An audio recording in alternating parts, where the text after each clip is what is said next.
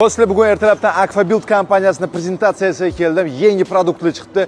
Ketdi ko'rsatib, hammasini aytib beraman. Do'stlar, tanishinglar, Aquabuild mutaxassisi Nodir aka. Nodir aka, nima yangiliklar ishlab chiqaradi Aquabuildda? Hop, quyosh yordamida suvni isitish kollektori 100 litrdan 300 litrgacha suvni isitib beradi. Gaz ham svet ham kerak emas. Yo'q, eng qizig'i gaz svet qimmat bo'lsa ham buni ishlatsa bo'ladi, yoki gaz svet bo'lmasa ham shuni qo'yib suvni qizitsa bo'ladi.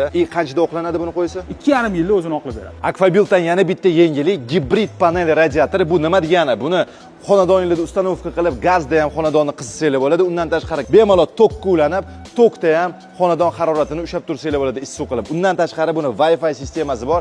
Wi-Fi dan upravlять qilib, shu xohlasanglar o'chirasizlar, xohlasanglar yoqib qo'ysanglar bo'ladi. Aquabuild tarafidan xilma-xil gaz va kachollar ishlab chiqarilyapti. Ko'rayotganinglardek assortiment juda ham katta. Oddiy qilib aytganda, Aquabuildda juda ham ko'p yangiliklar bor. Shu yerda Instagramni atmet qilib qo'yaman. O'tib, batafsil hammasini bilib olinglar va eng qizig'i O'zbekistonda ham ishlab chiqarish rivojlanyapti.